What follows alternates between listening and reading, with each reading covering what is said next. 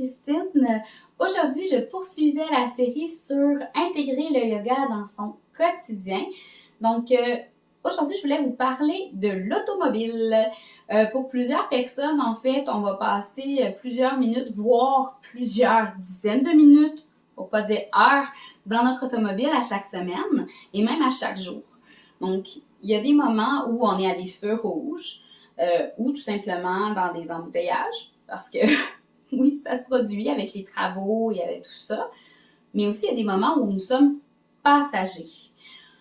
Il y a moyen d'intégrer la pratique du yoga dans notre passage dans l'auto.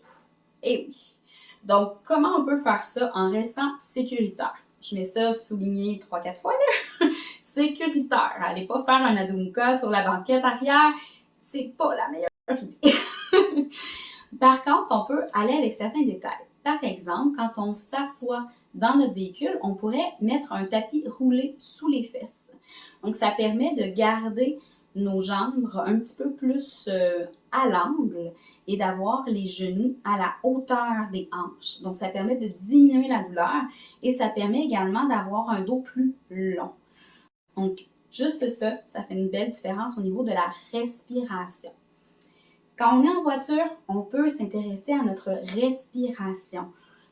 Si on est stressé, s'il y a beaucoup de véhicules, si on se fait couper, si on est pris dans un bouchon, qu'on voit qu'on va être en retard, etc., ça se peut qu'on réalise que notre souffle est très haut.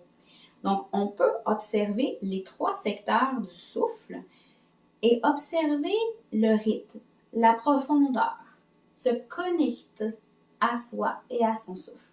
Ça aussi, c'est du yoga. Quelque chose qui est intéressant au niveau de la respiration, c'est qu'on peut faire des pranayamas, des exercices de respiration, de façon discrète dans le véhicule. Donc, ça nous permet de rester concentrés dans le moment et en même temps de pratiquer du yoga. Donc, je parle ici surtout si vous êtes passager ou dans un embouteillage, parce qu'on reste toujours attentif à la route, on s'entend. Dans les exercices intéressants, vous connaissez peut-être la respiration du lion.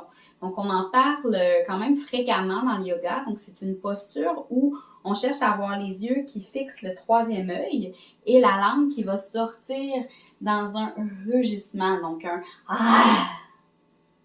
Ça vient du corps. Très intéressant les commentaires sur à quel point ça soulage. On en parle souvent dans le service à la clientèle proche du temps des fêtes, notamment. Donc, on peut aller s'enfermer dans une salle de bain et faire la respiration du lion. Mais en voiture, c'est très intéressant pour laisser aller les frustrations, notamment, et tout ce qui, en fait, a besoin de se laisser aller. Des mouvements aussi qui sont pertinents en voiture, tout ce qui est tourner la tête d'un côté à l'autre. Quand on veut faire un virage, on a la possibilité de faire une torsion seulement du haut du corps, mais on peut y aller plus consciemment, surtout si on est dans un stationnement. Donc, à partir du bas de la colonne pour aller abdomen, bas de l'abdomen et tourner complètement. Donc, d'y aller consciemment, bas de l'abdomen, abdomen, cage, épaule, nuque, ça peut être super intéressant. Surtout quand on fait des longs voyages. Là, je parle aussi passager. Je mets l'accent là-dessus, donc on veut toujours être en sécurité.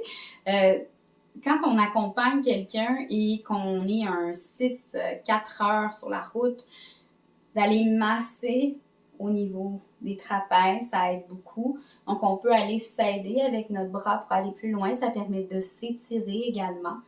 Les postures qu'on avait vues dans une autre vidéo, au niveau des chats-chiens, quand on creuse le dos, on lève la tête, qu'on arrondit. Donc, je sais que vous ne voyez pas beaucoup mon bassin, mais il participe au mouvement. Même dans l'assise, on a cette possibilité-là. De même, quelque chose qui est très intéressant, c'est d'apporter le pied sur la cuisse pour permettre d'étirer. Donc, quand on est dans une posture assise, c'est un demi-angle et ça se fait très bien dans la voiture. Donc, d'apporter le pied sur la cuisse, ça permet d'être en angle. Donc, bien sûr, c'est une posture qu'on ne garde pas longtemps dans un véhicule. On va alterner pour équilibrer d'un côté à l'autre. L'idéal, c'est toujours d'avoir les pieds bien à plat au sol. Donc, c'était quelques petites parenthèses sur intégrer le yoga dans son trajet en voiture, surtout si on est passager, sinon quand on est conducteur de façon très sécuritaire, donc tout ce qui est parking, feu rouge essentiellement, et embouteillage.